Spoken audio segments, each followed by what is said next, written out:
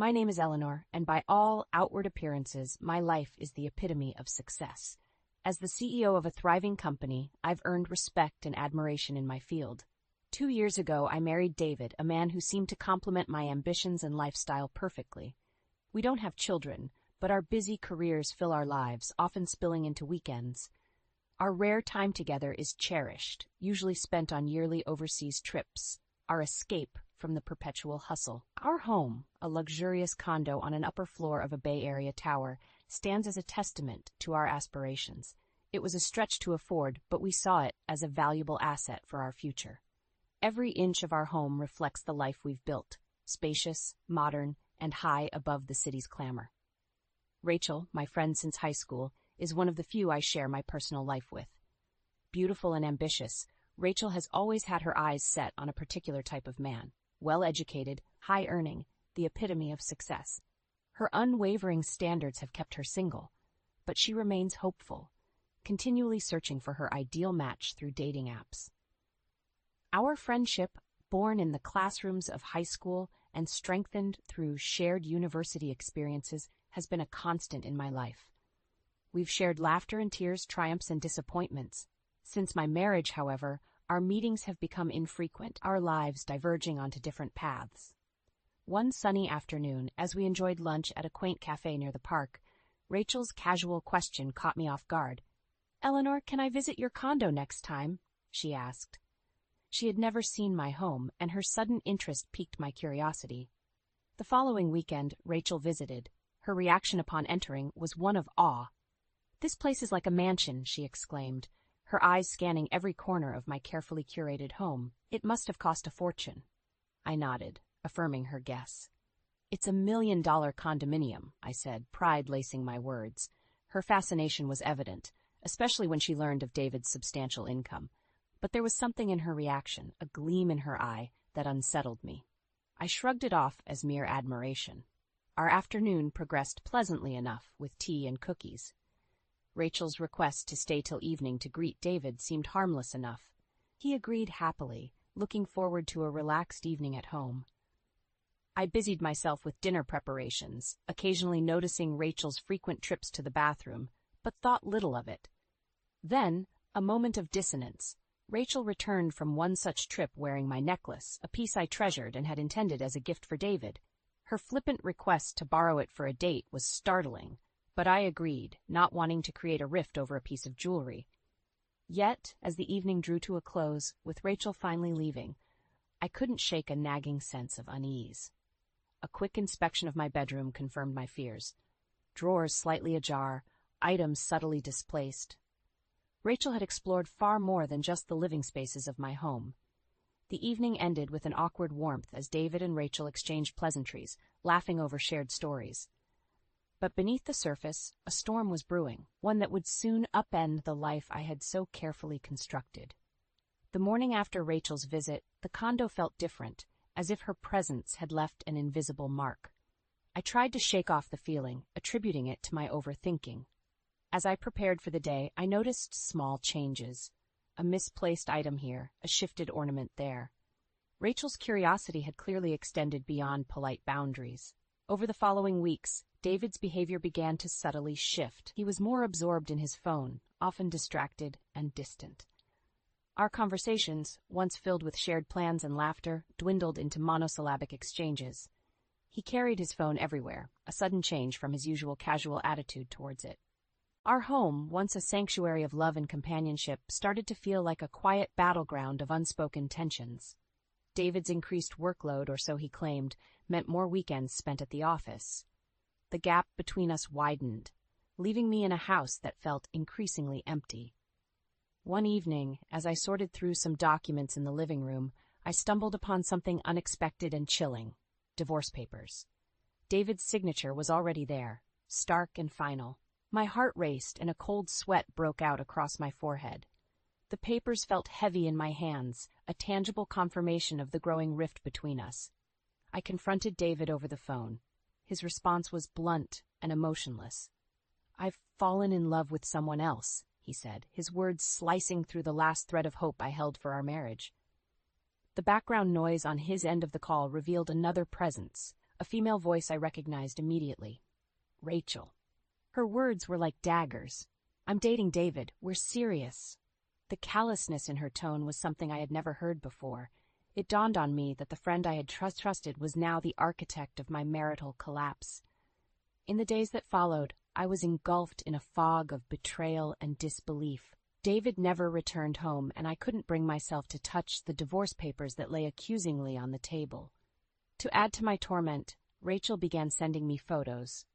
Her and David, smiling, laughing, blatantly flaunting their relationship. Each image was a calculated strike, designed to deepen the wound she had so callously inflicted. I struggled to maintain a semblance of normalcy. My work suffered, my social interactions became strained, and sleep eluded me. Concerned friends and colleagues urged me to seek professional help. Reluctantly, I agreed, and the medication prescribed brought a measure of relief, allowing me to sleep and function at a basic level.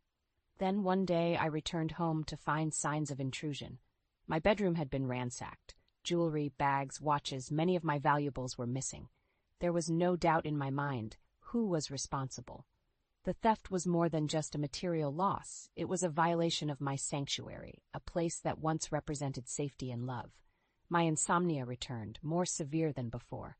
The nights were long and torturous, filled with a mix of rage and despair. Friends and therapists alike encouraged me to take legal action, and finally I relented. It was time to face the situation head-on. In the wake of the discovery and theft, my world felt like it was crumbling. The walls of the condo, once symbols of success and security, now seemed to mock me with their silent, unchanging presence. I had to act, not just for the sake of my peace of mind, but for my dignity. I reached out to a lawyer, seeking guidance on how to navigate the legal complexities of divorce and theft. The lawyer, a seasoned professional with a keen understanding of such matters, listened intently as I recounted the events that had led me to his office. "We need to approach this methodically," he advised, outlining a plan that began with filing for divorce and reporting the theft. His calm demeanor and systematic approach provided a semblance of stability in the chaos that my life had become. Armed with legal support, I found the strength to confront David. I sent him a certified letter, formally notifying him of my intent to divorce and the legal actions I was taking. His response was cold and detached, a sharp contrast to the man I had married. As the legal proceedings began to take shape, I found myself oscillating between a sense of empowerment and overwhelming grief. The process was cathartic, but also painfully revealing. It became increasingly clear that the man I had loved and the life we had built together were nothing more than a facade. Rachel's response to the situation was equally telling. She called me furious about the certified letter I had sent to her workplace. Her anger only fueled my resolve. "You should have expected this," I told her firmly, ending the call. The days that followed were a blur of legal consultations, sleepless nights, and emotional turmoil. Yet, amidst the chaos, a plan began to form in my mind. I wanted, no, needed, to confront them both, not just for closure but for a sense of justice. With my lawyer's assistance, a meeting was arranged at his office. I prepared myself mentally and emotionally to face David and Rachel, to look them in the eye and reclaim my narrative. The day of the meeting arrived with a heavy air of anticipation. Rachel entered the office first, her anger palpable. David followed, a shadow of the confident man he once was. "We'll conduct this meeting with civility," my lawyer stated firmly, setting the tone. He began by addressing the divorce, clarifying the terms and conditions. The mention of alimony brought a visible change in David's demeanor, a mixture of surprise and resignation. I watched them, Rachel with her false bravado and David defeated and remorseful. It was a stark reminder of the consequences of deceit and betrayal.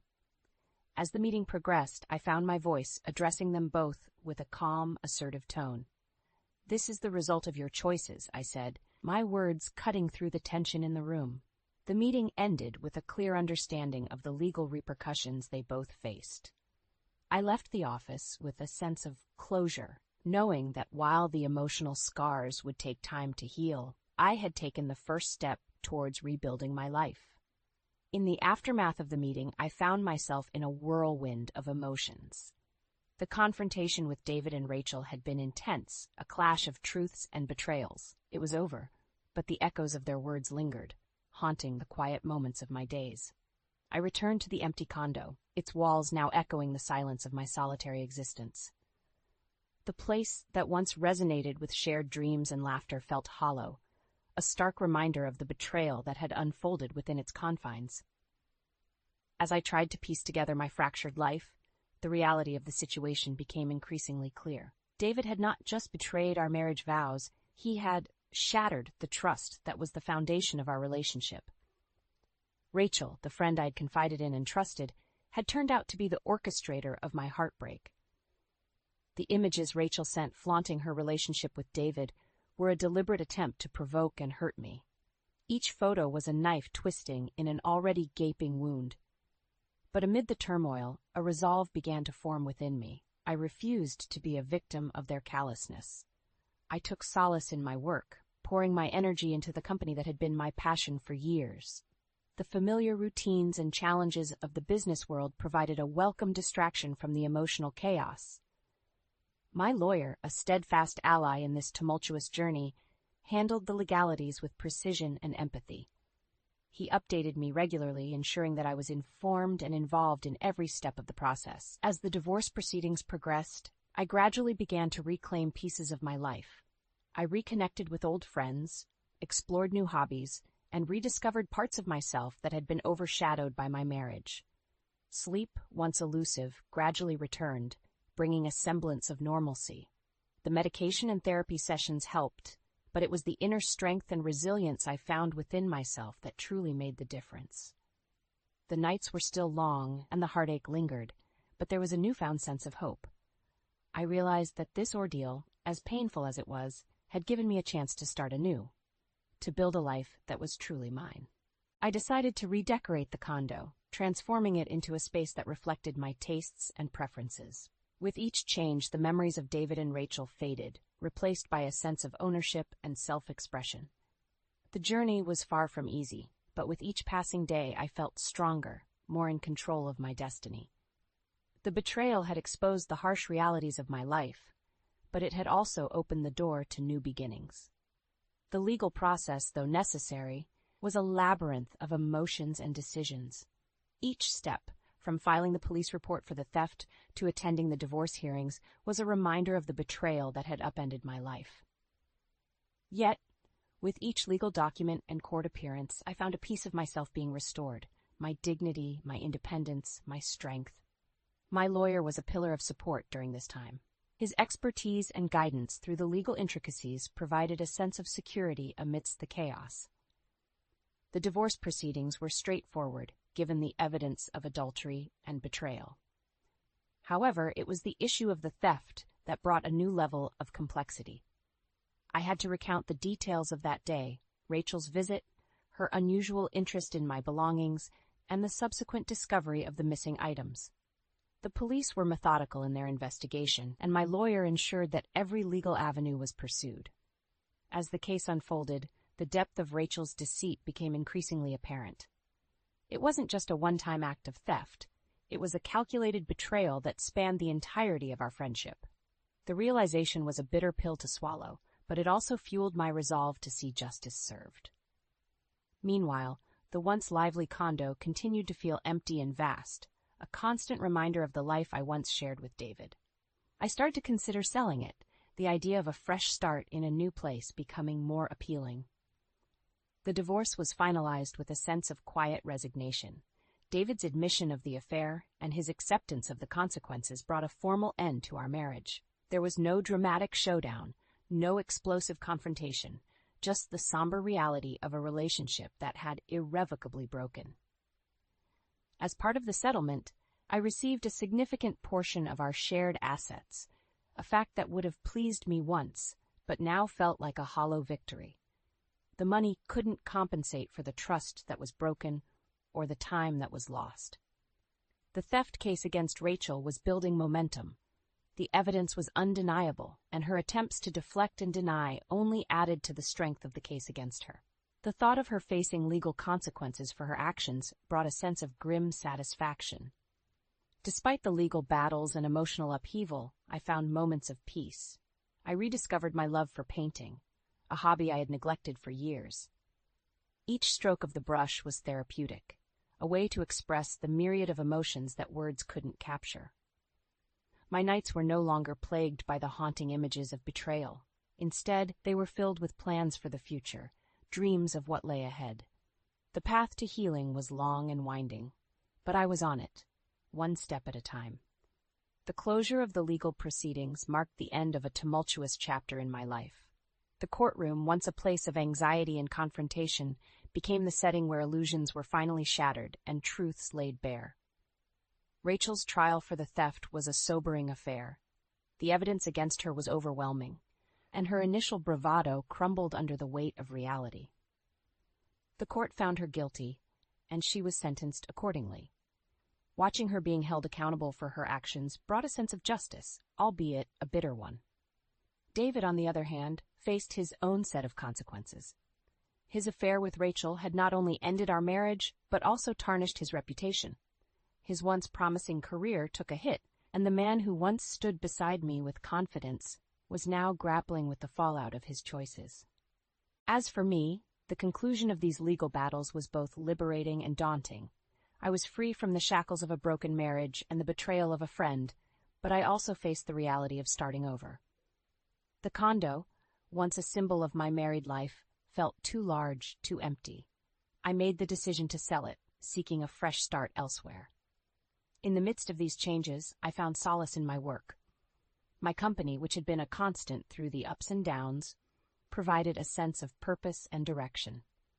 I poured my energy into new projects, finding that with each success a piece of my old self was restored. It was during this period of rebuilding that I reconnected with an old college friend, James. Our rekindled friendship brought unexpected comfort and companionship. James, having gone through a difficult divorce himself, understood the complexities of my emotions and offered support without judgment. With time, the wounds began to heal. The sleepless nights and heartache gave way to a newfound sense of peace and self-assurance. I started to enjoy the simple pleasures of life again: a quiet evening at home, a good book, the company of friends. I also rediscovered my passion for travel. A solo trip to Europe, initially daunting, turned out to be a journey of self-discovery.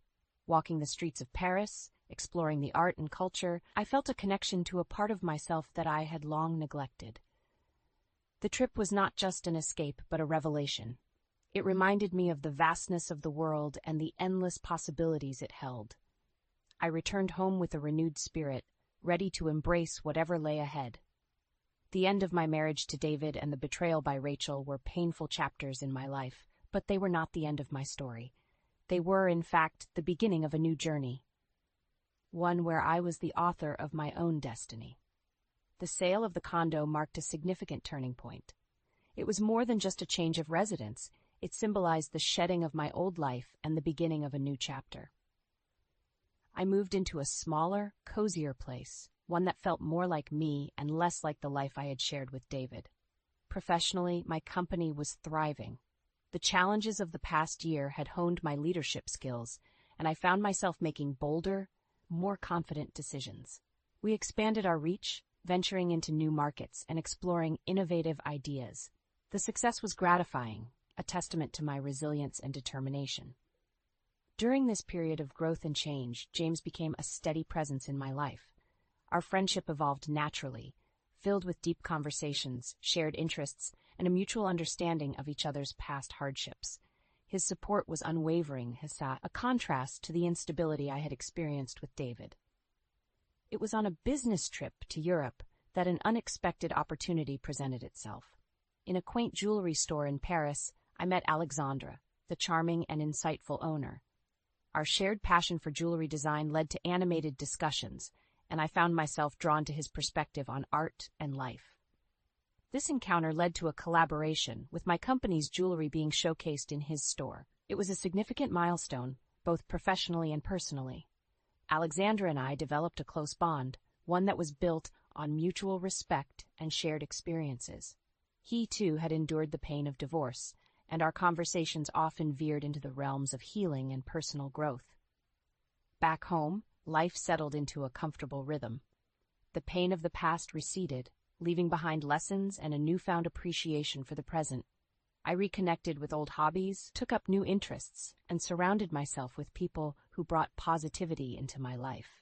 The journey wasn't without its moments of reflection and sadness, but these emotions no longer overwhelmed me. Instead, they were reminders of how far I had come and the strength I had found within myself. As I look back on the tumultuous events that reshaped my life, I realize that they were catalysts for a profound transformation. From the ashes of betrayal and loss, I rose, stronger and more self-assured. I had not only survived, I had thrived. Now, as I plan my next trip to Paris, not just for business but also to see Alexandra, I do so with a heart full of hope. The future is unwritten, and for the first time in a long time that excites me. My story, once marred by deception and heartache, is now a narrative of resilience, growth, and the power of new beginnings. Parents kicked me out after donating kidney to their golden child, now wants me to house them. So, growing up, I always knew my place in the family. My half-brother was the golden child, and I was, well, the extra. You know, the one there to fill in when needed, but not really important otherwise. It wasn't like anyone ever said it out loud, but actions speak louder, right? Every little thing he needed, it was like the world had to stop. If he wanted help with homework, I had to put down whatever I was doing. If he wanted a snack, guess who was making it? Yep, me. It wasn't just small stuff, though. It was my whole life being shaped around what he needed or wanted. Every decision in the house seemed to revolve around him. It was like living in someone else's shadow, except I wasn't even allowed to step into the light for a second. One memory that sticks out is when we were kids. Maybe I was around 10 or so. I had this school project I was really excited about. It was one of those science fair things where you build a volcano or whatever. I spent weeks planning it, making sure everything was perfect. The night before the big day, my brother came down with a cold. Not like anything serious, just the sniffles. But my dad? Oh man, you'd think the world was ending. He canceled everything to take care of him. I begged to go to the fair, but nope. Family comes first, they said. By family, they meant my brother. That was just one example. There were a million others. Every birthday party I had was overshadowed by his needs. Every holiday, every trip, it was always about him. I remember once we were planning a family vacation, something I'd been looking forward to for months. I had saved up my allowance, dreaming about all the cool stuff we'd do. Then, just days before, my brother decided he didn't want to go. Guess what? Trip canceled. No discussion, no compromise, just, we need to make sure he's comfortable. It wasn't like he was this terrible person either. He was just used to being the center of attention. My dad and stepmom made sure of that. They would go on and on about how special he was, how he needed all this extra care. Me? I was just there to pick up the slack. It got to a point where I didn't even bother asking for things. What was the point? If it didn't benefit my brother, it wasn't happening. Now don't get me wrong. I get that sometimes kids need extra help or attention, but this wasn't sometimes. This was every single day. I couldn't even remember a time when I felt like I mattered as much as him. It was like I was the backup plan, the spare in case something went wrong with the main attraction. Even school was affected. I was a decent student, nothing amazing, but I tried. I had dreams of going to college, doing something with my life. But my dad had other plans. Anytime my brother needed help with school, guess who was tutoring him? And if I ever needed help, well, tough luck. Figure it out yourself. There was this one time I got a pretty bad grade on a test. I came home feeling terrible and hoped maybe, just maybe, someone would care. Instead, my dad gave me a lecture about how I needed to work harder. But the second my brother got a C on his report card, full-on intervention, tutors, extra study time, everything, it was infuriating. What made it worse was the constant reminder that family sticks together. That line was drilled into my head from the time I could walk. But what they really meant was, I had to stick with them. They didn't owe me the same. It was all about what I could do for the family, specifically my brother. And then there were the little things, the subtle digs that added up over time. Like how my dad would praise my brother for the smallest achievements, but barely acknowledge anything I did. If my brother cleaned his room, it was a celebration. If I aced a test, a nod maybe. It was those small moments that chipped away at me, made me realize I wasn't ever going to be enough in their eyes. I think what hurt the most was how normalized it all became. I started to believe that maybe I wasn't worth as much. Maybe I wasn't supposed to have my own dreams or goals. Maybe my purpose was just to be there for my brother, to make sure he had everything he needed.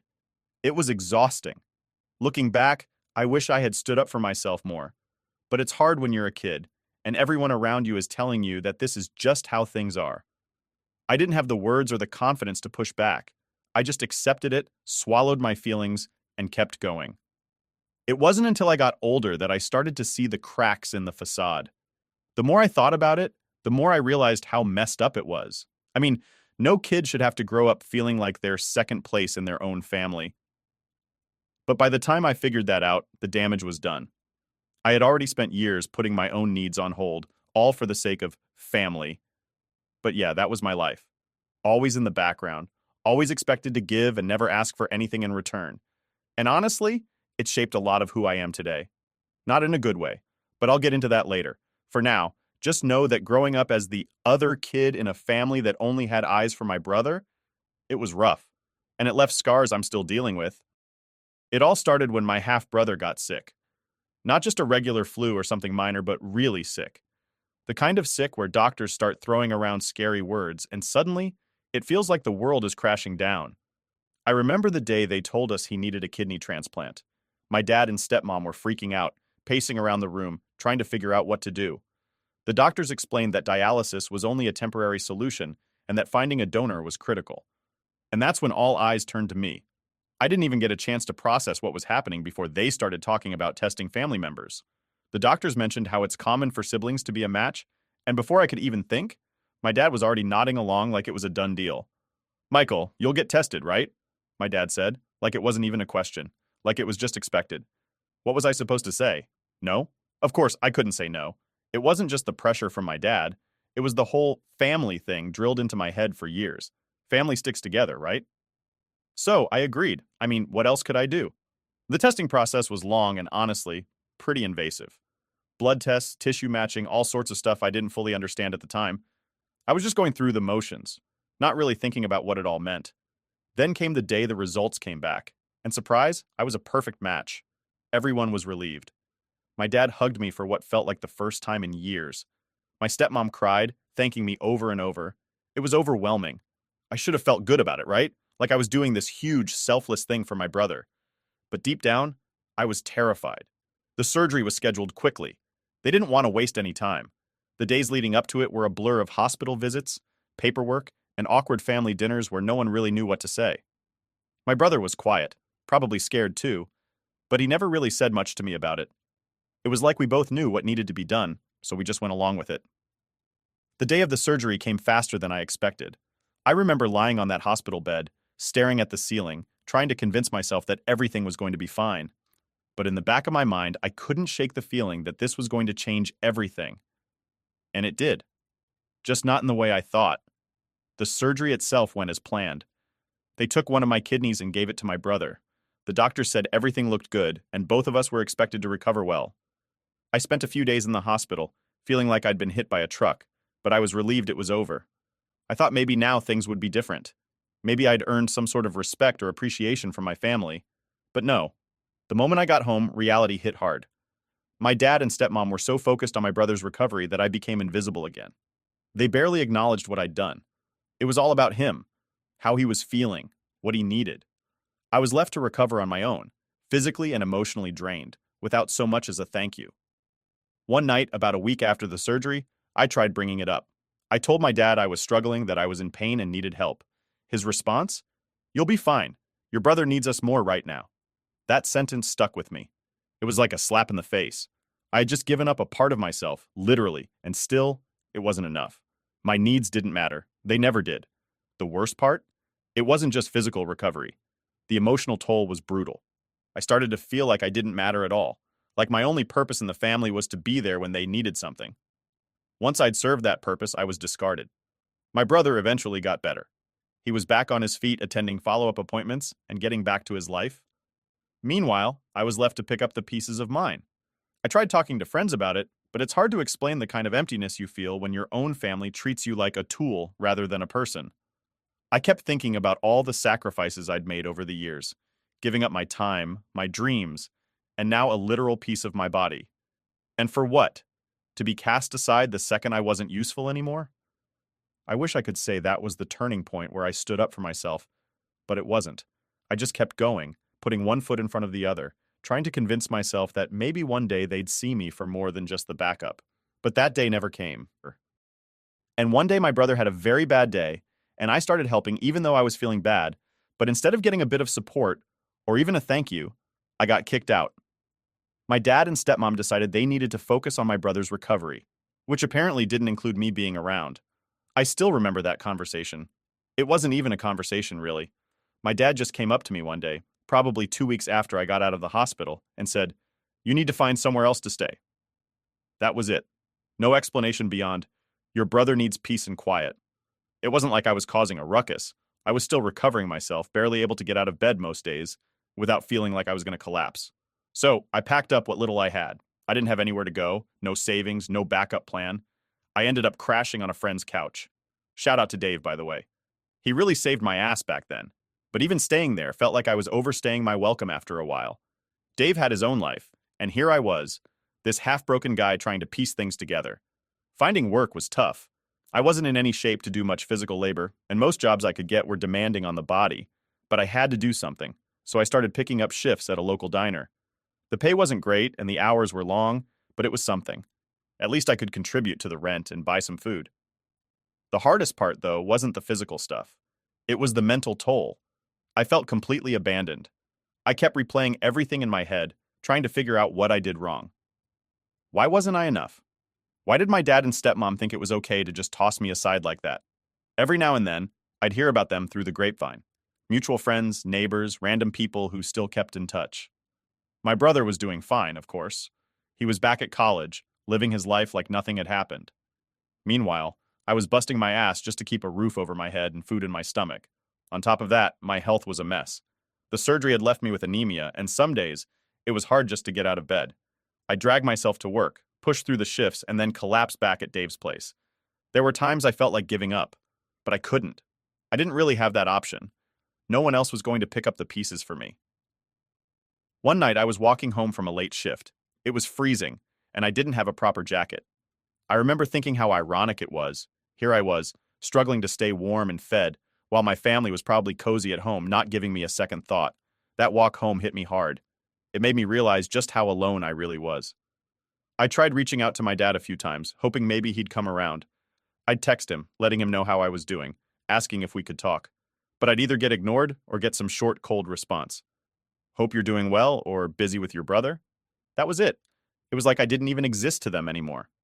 Dave would try to cheer me up, telling me I didn't need them, that I could make it on my own, and I appreciated it, I really did. But it's hard to shake that feeling of being unwanted by your own family. It's like this constant weight on your chest, reminding you that you weren't good enough. One of the worst moments came a few months in. I was at work, trying to stay focused, when I got a call from a mutual friend. They mentioned how my dad and stepmom were throwing a party for my brother, celebrating his recovery and his return to school. I wasn't invited, of course. That hurt. Not that I expected an invite, but hearing about it made everything sting all over again.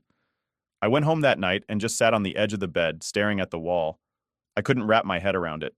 I gave up a part of myself for them, and they couldn't even spare a thought for me. That's when I decided I needed to stop trying to reach out. It was clear they had made their choice and I wasn't part of it. The next few months were a blur of work and exhaustion. I kept pushing forward, trying to build something for myself. It wasn't easy, and there were plenty of nights I barely made it through. But slowly, I started to accept that I was on my own.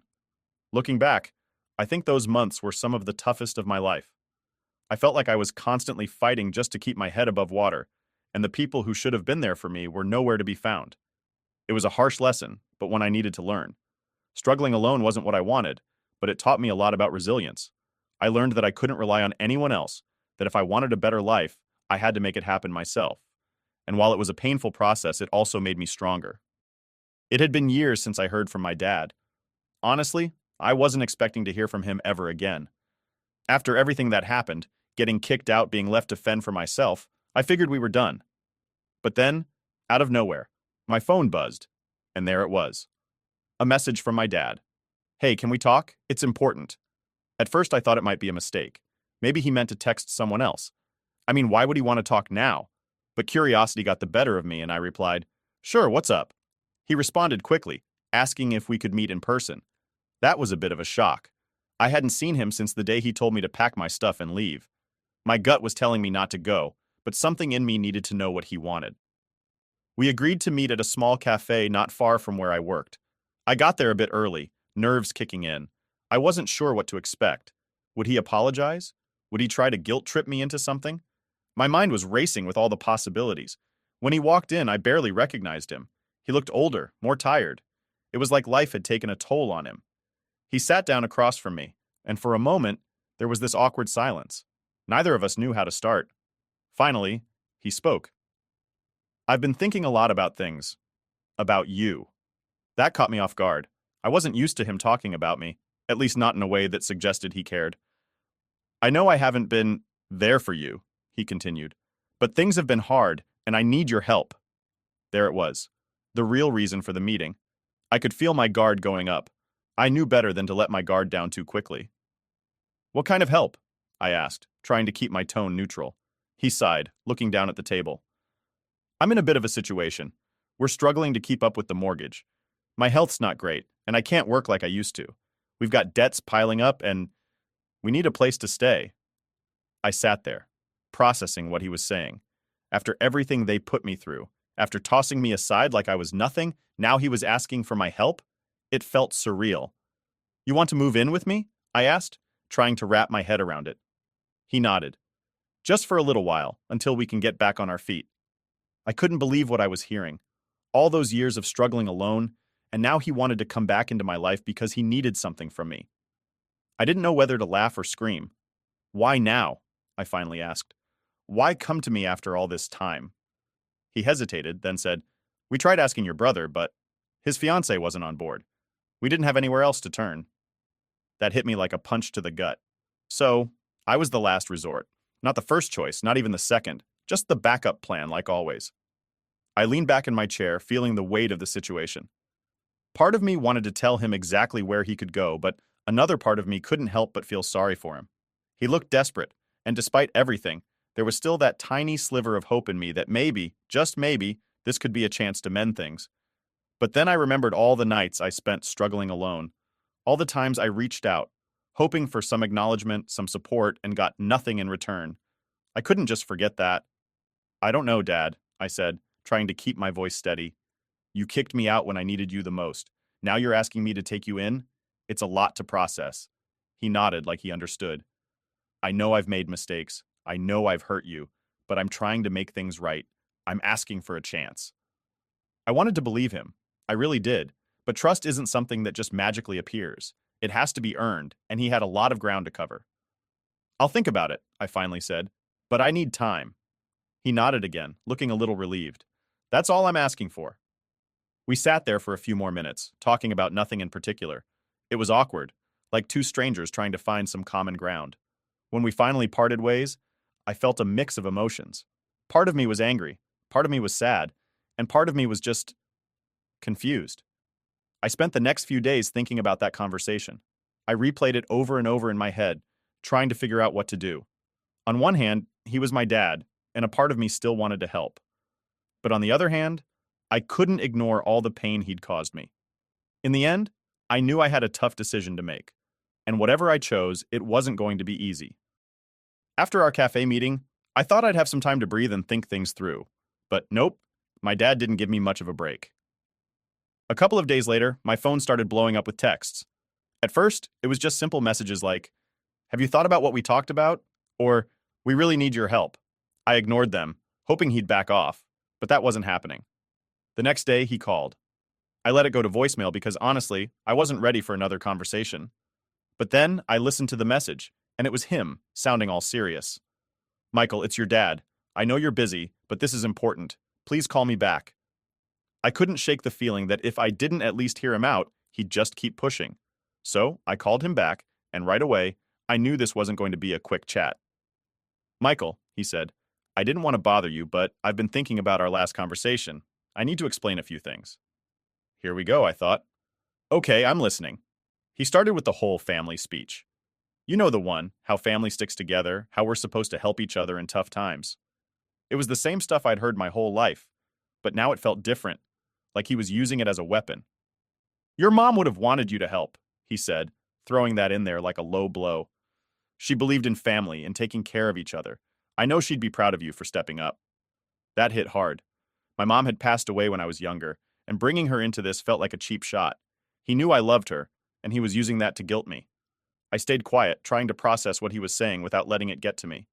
I know I wasn't perfect, he continued. I made mistakes, but we're family, Michael. And family forgives. Family helps each other. I could feel the pressure building. He was laying it on thick, and I knew exactly what he was doing. It wasn't about making amends or fixing our relationship. It was about getting what he wanted, me to take them in and fix their mess. Dad, I get what you're saying, I finally said. But you have to understand, this isn't easy for me. You can't just expect me to forget everything and pretend like it's all okay. He sighed, like he was disappointed in my response. I'm not asking you to forget. I'm asking you to put the past behind us and focus on what's important now. Then he dropped another bomb. Your brother won't do it.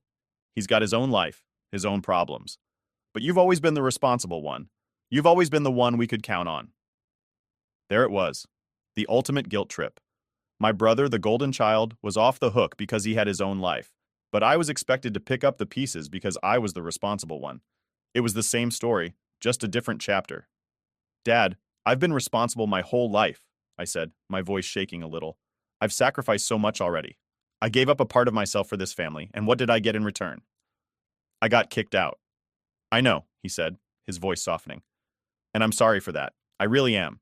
But we're in a tough spot, Michael. I wouldn't be asking if it wasn't serious. I wanted to scream, to tell him how unfair it was to put this on me. But instead I took a deep breath and tried to stay calm. I need time to think, I said, hoping it would buy me some space. Take your time, he said, but I could hear the urgency in his voice. Just remember what your mom would have wanted. That line stuck with me long after the call ended. I couldn't believe he had used my mom's memory to guilt me into helping. It was like he knew exactly where to hit to make me feel the worst. And the worst part? It was working. I was torn between wanting to stand my ground and not wanting to let my mom down, even if she wasn't here to see it. Over the next few days, I replayed the conversation in my head over and over. Every time I thought about it, my chest tightened. The guilt was eating away at me, making it hard to focus on anything else. I knew what he was doing, but it didn't make it any easier to ignore. I talked to a few close friends about it, trying to get their perspective. They all said the same thing. You don't owe him anything. After everything he put you through, he's the one who should be apologizing, not asking for favors. They were right, of course. But knowing it and feeling it were two different things. Every time I thought about saying no, that little voice in my head would remind me of what my dad said about my mom. It was like a tug of war between my head and my heart. In the end, I knew I had to make a decision. But whatever I chose, I knew there'd be no going back. A few days after our last call, my dad reached out again. This time, he wasn't just texting or leaving voicemails. He showed up at my door. I wasn't expecting him, so when I opened the door and saw him standing there, I was caught off guard. He looked worse than before. Tired, worn out, like he hadn't slept in days. Michael, we need to talk, he said, his voice shaky. I hesitated for a second, but stepped aside and let him in. We sat down in the living room, the silence between us heavy. I could tell this wasn't going to be a casual chat. I know I've been pushing you, he started, his hands fidgeting in his lap. And I'm sorry for that, but things have gotten worse. We're running out of options. I stayed quiet, letting him talk. I wanted to hear what he had to say, even though I already had a good idea of where this was going. We've tried everything, he continued. We've sold what we could, cut back on expenses, but it's not enough. We're going to lose the house. Hearing him say that was tough. As much as I had distanced myself from them, it still hurt to think of my dad losing the place we called home for so many years. But I couldn't ignore everything that had happened. It wasn't as simple as just opening my door and letting them in. I've been thinking a lot about what you said, he went on. And you're right. We didn't treat you the way we should have. I didn't treat you the way I should have. That caught me off guard. I wasn't expecting an apology, especially not one that seemed so genuine. I let you down, he said, his voice cracking. I was so focused on your brother that I forgot about you, and I've regretted it every day since. For a moment, I didn't know what to say. Part of me wanted to believe him, to accept the apology and move forward. But another part of me was still holding on to all the pain and resentment. I'm sorry, he repeated, his eyes welling up with tears. I know I can't change the past, but I'm asking for your help now because we have nowhere else to turn. Then, something I never expected happened. My dad broke down, full on tears, sobbing into his hands. I'd never seen him like that before. He was always the strong, stoic type, the guy who kept his emotions in check. Seeing him like this was jarring. I don't know what else to do, he said through the tears. I've always tried to be strong, to hold everything together, but I can't do it anymore. I need help, Michael. I need your help. It was hard to watch. This man, who I had always seen as unshakable, was falling apart right in front of me. It stirred something inside me, this mix of sadness, anger, and a deep, aching sympathy. I don't know what to say, I admitted, my own voice shaky. This is a lot. I know, he said, wiping his face. And I know I have no right to ask after everything, but I'm desperate. We sat there in silence for a while, the weight of the moment pressing down on both of us. I could feel the conflict tearing me apart inside. On one hand, he was my dad, and seeing him like this was breaking my heart. But on the other hand, I couldn't just forget all the times he had let me down. I need to think about this, I finally said, breaking the silence. I can't give you an answer right now. He nodded, his eyes still red from crying. I understand, just please don't take too long. We don't have much time. After he left, I sat there for what felt like hours, replaying everything in my head. Seeing my dad like that, so vulnerable, had shaken me. It was like all the walls I had built around myself were starting to crumble. But no matter how much I wanted to help, I couldn't ignore the past. I couldn't just pretend that everything was okay. This wasn't just about finding a place for them to stay. It was about years of pain and neglect that couldn't be swept under the rug. I knew I had a decision to make, and whatever I chose, it would change everything. The days following my dad's breakdown were some of the hardest I've ever had. Every time I tried to focus on work or anything else, my mind would drift back to that moment. Seeing him cry, hearing the desperation in his voice, it was all on repeat in my head. I knew I couldn't avoid making a decision forever, but that didn't make it any easier. I thought about all the times I'd been there for them, all the sacrifices I'd made, giving up my kidney, getting kicked out, struggling on my own while they focused on my brother. Every memory felt like a punch to the gut. How could they expect me to just forget all that? One night, as I was lying in bed, I couldn't stop thinking about something my dad had said. We have nowhere else to turn. The words kept bouncing around in my head. A part of me felt guilty, like maybe I was being too harsh. But then, another part of me reminded me of all the nights I spent alone, fighting to survive while they didn't seem to care. I decided I needed to talk to him again, face to face. Avoiding him wasn't going to solve anything, and I had to get everything off my chest. So I called him up and asked if he could meet me at the same cafe. He agreed, sounding relieved, like he thought this might be the turning point. When I got there, he was already waiting. He looked tired, probably hadn't slept much since our last meeting. I sat down, and for a moment, neither of us said anything. The weight of what was about to be discussed hung heavy in the air. Dad, I started, I've been thinking a lot about everything. He nodded, waiting for me to continue. I know you're in a tough spot, and I get why you're asking for my help, I said, but I need you to understand where I'm coming from. His eyes met mine, and I could see the worry in them. I'm listening, he said quietly. I took a deep breath. You made a lot of choices that hurt me. When I needed you the most, you weren't there.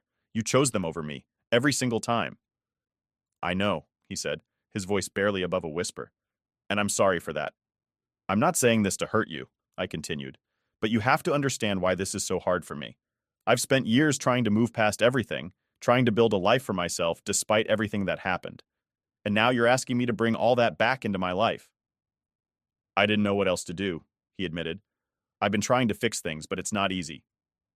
I get that, I said. But you have to understand that it's not easy for me either. I've been through hell and back, and it's taken everything I have to get to where I am now. We sat in silence for a moment, both of us lost in our thoughts. I don't want to say no, I finally said, but I have to be honest with you, I can't do this. I can't let you and her move in with me. He looked like he'd been hit with a ton of bricks. Michael, please, he started, but I held up my hand to stop him. I need to protect myself, I said firmly. I've spent too much of my life putting everyone else first, sacrificing my own well-being for others. I can't keep doing that. But we're family, he said, his voice breaking. Isn't that supposed to mean something? It does, I said.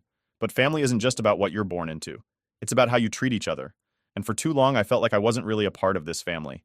He lowered his head, clearly struggling to process what I was saying. I never meant to make you feel that way, he whispered. I know, I said. But intention doesn't erase the impact. I've carried the weight of those choices for years, and I can't carry it anymore. He nodded slowly, wiping at his eyes. I don't know what we're going to do, he admitted, but I understand where you're coming from. I hope you can figure something out, I said. I really do. But I can't be the solution this time. We sat there for a while longer, not saying much. There wasn't much else to say. The decision had been made, and now we both had to live with it. When we finally got up to leave, he gave me a long, heavy look. Thank you for being honest, he said. I wish things were different. Me too, I replied. And with that, we went our separate ways. Walking away from that conversation, I felt a mix of emotions, relief, sadness, and a lingering guilt. But deep down, I knew I had made the right choice. It wasn't easy, but sometimes doing what's right for yourself means making the hardest decisions. Guess what? We had a baby. Come celebrate with us. Vanessa's voice dripped with insincerity as it came through the phone, jolting me out of the quiet comfort of my living room. My fingers tightened around the phone. The audacity of this woman never ceased to amaze me. Vanessa, I said slowly, forcing a calmness into my voice that I did not feel. Congratulations. Thanks, Emily. It's going to be this Saturday. You have to come. It wouldn't be the same without you. Her cheerful tone grated against my nerves, but I wasn't about to let her see that. I'll check our calendar, I replied, non-committal. The last thing I wanted was to celebrate anything with Vanessa, but I knew avoiding her completely was impossible. Perfect. See you there. She hung up before I could respond. I let out a deep sigh and dropped the phone onto the couch. Derek, who must have noticed the tension on my face, walked over from the kitchen. What's wrong? He asked, placing a comforting hand on my shoulder. It's Vanessa, I said, unable to prevent the bitterness creeping into my voice. She wants us to come to a celebration for their new baby. Derek's expression darkened. She's something else, isn't she? She stole my fiancé without a second thought, and now she wants me to celebrate with her? I said, more to myself than to Derek. The past I had tried so hard to move on from reared its ugly head yet again. We don't have to go if you don't want to, Derek suggested, wrapping his arms around me. I leaned into his embrace, closing my eyes and trying to let the warmth of his touch soothe me. No, I said after a moment. We'll go. I need to show her that I've moved on, that she didn't break me. Derek kissed the top of my head. I'll be right there with you. Saturday arrived quicker than I would have liked. As we drove to Vanessa and Brian's home, memories of my past relationship with Brian flooded my mind. I pushed them aside, focusing on the present. Derek's presence beside me was an anchor. We reached the house, a picture-perfect suburban home. Vanessa had always wanted the most desirable things. Her attention to superficial details never changed. As we walked up to the front door, Vanessa was there to greet us. Emily, Derek, I am so glad you could make it. She hugged me stiffly, an overly sweet smile plastered on her face. Wouldn't miss it, I replied, my own smile not quite reaching my eyes. Brian was inside, holding the baby, a proud smile on his face. Seeing him after all this time brought back a flood of emotions, but I held my head high and walked over to him. Congratulations, Brian. Thanks, Emily. It means a lot that you're here, he said, his smile genuine. I could see a flicker of the man I used to love in his eyes, but it was quickly overshadowed by the reality of our past. Derek stayed close by, his presence a constant reassurance. Vanessa fluttered around, playing the perfect hostess, but I could sense the tension beneath her polished exterior. Near the end of the party, Vanessa cornered me in the kitchen while I was getting a drink. So how's married life treating you? She asked. Better than I could have ever imagined, I replied honestly, a genuine smile on my face this time. She studied me for a moment before speaking again. You've really moved on, haven't you? Yes, Vanessa, I said, meeting her gaze directly. I have.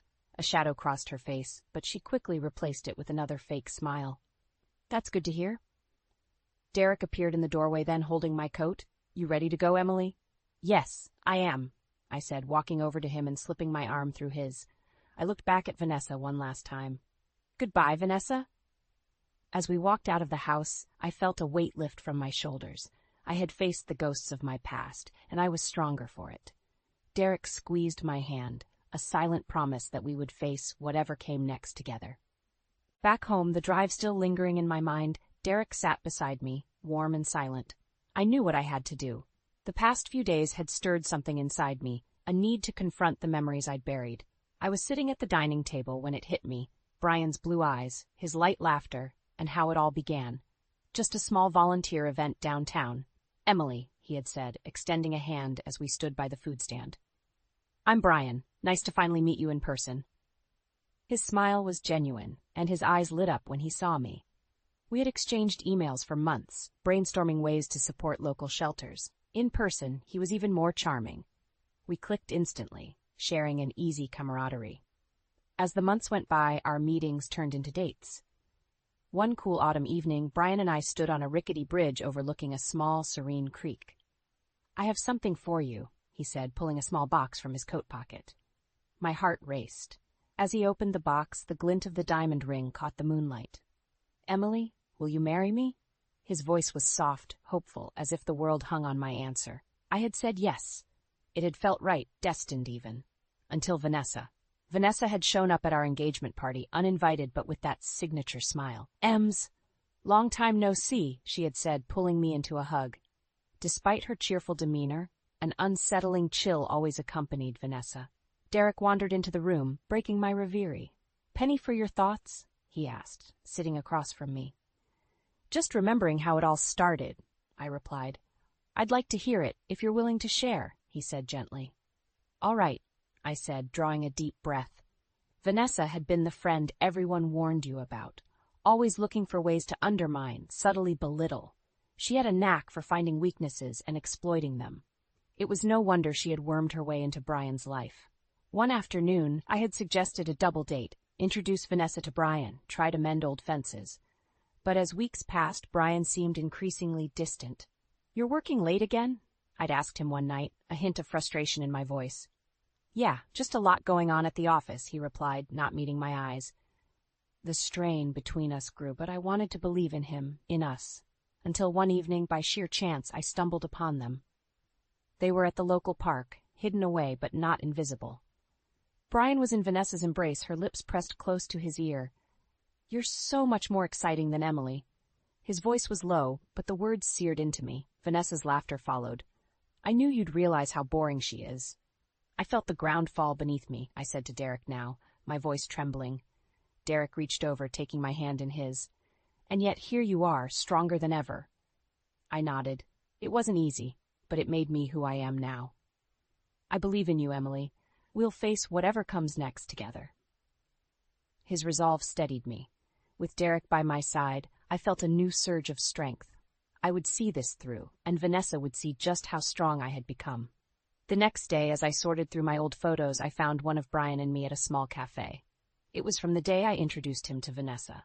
The three of us, laughing and oblivious to the chaos that lay ahead. I remember that day vividly. It was the first time the two of them met. We were at the Red Maple Cafe, a quaint place downtown known for its coffee and pastries.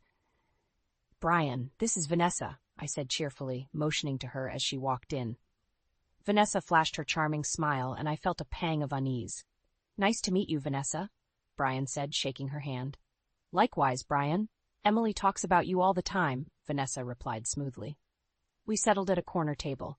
Brian and Vanessa started chatting about everything, movies, travel, work. Vanessa had a way of making people open up, making them feel like they were the only person in the room. I tried to join in, but it became clear I was more an observer than a participant. Weeks passed, and Brian began to grow distant. He blamed it on work stress. I didn't want to believe anything else. One night, as he left for another supposed late-night meeting, I decided to follow him. Under the dim streetlights, I trailed his car until he stopped at a park. He got out, and there she was, Vanessa, waiting for him. I watched from a distance, hiding in the shadows. They talked, but soon their conversation turned into an embrace, and then a kiss. You're so much more exciting than Emily, Brian said, running his fingers through her hair. Vanessa laughed softly. I knew you'd realize how boring she is. My heart shattered. The betrayal was like a knife twisting in my gut. I stumbled back, trying to leave quietly, but stepped on a branch. What was that? Brian snapped, looking around. I ducked behind a tree, holding my breath. After a moment, they seemed to shrug it off, and I took the chance to escape. My world crashed down around me that night. I went to our apartment and waited, tears streaming down my face. When Brian came home, I confronted him.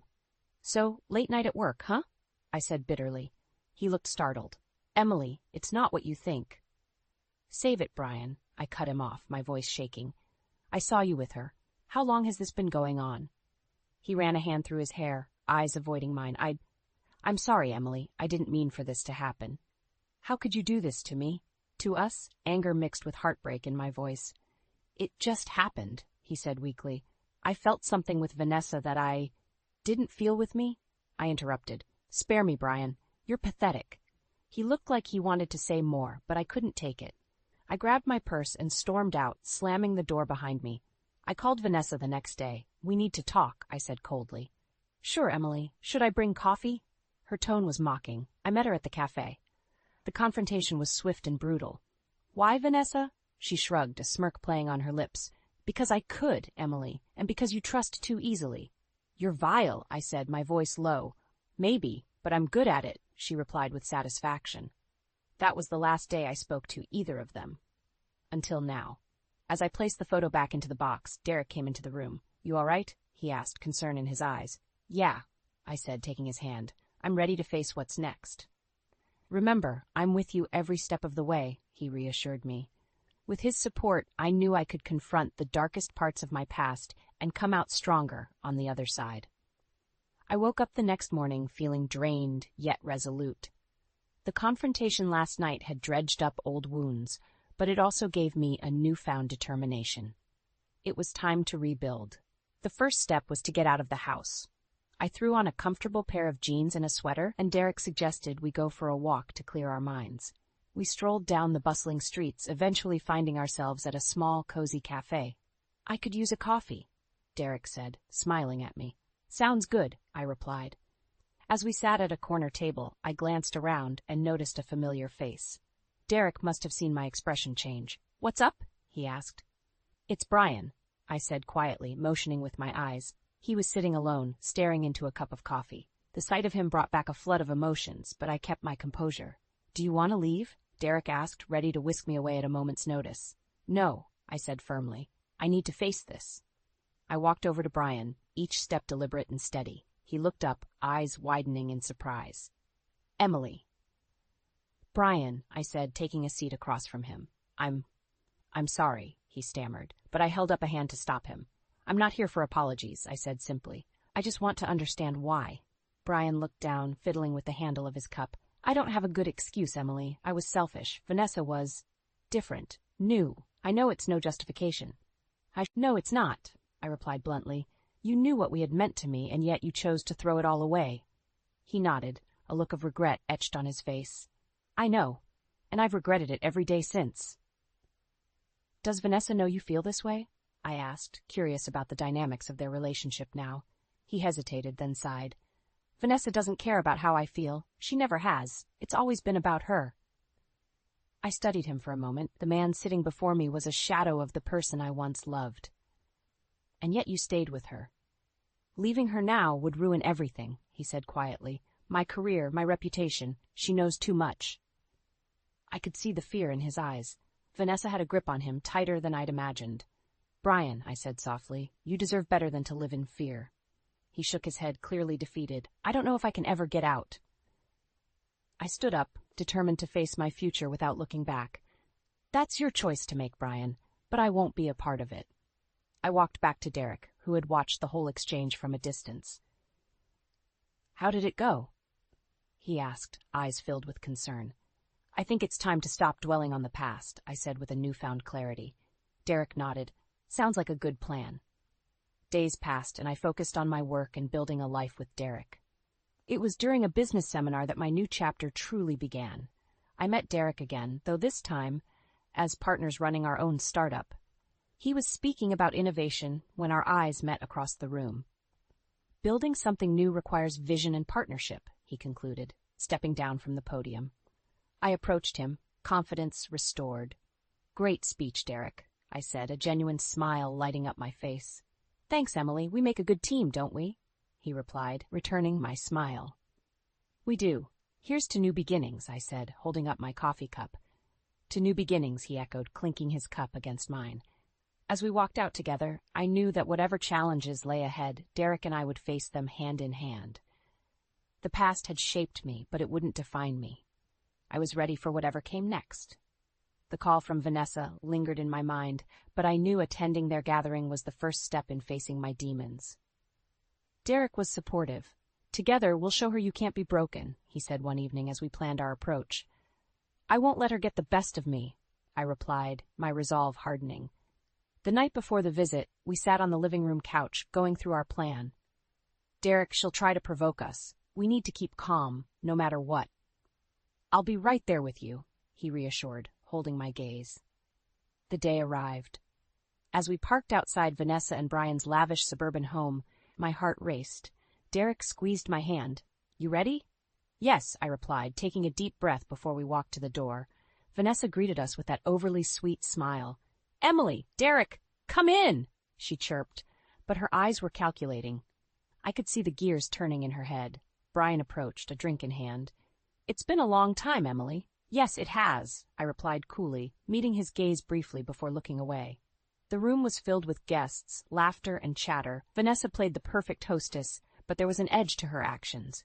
She fluttered between guests, but her eyes kept darting to me. Derek and I mingled, making polite conversation. As the evening wore on, Vanessa approached me, a faux friendly smile plastered on her face. "Emily, can we privately?" "Sure," I said, maintaining a calm exterior as I followed her to a quieter corner. "You've moved on, I see," Vanessa said, her tone laced with insincerity. "I have," I replied steadily. "Good for you," her eyes narrowed. "But let's be real, you came here to prove something, didn't you?" I met her gaze head-on. "I came to show you that I'm stronger than you think."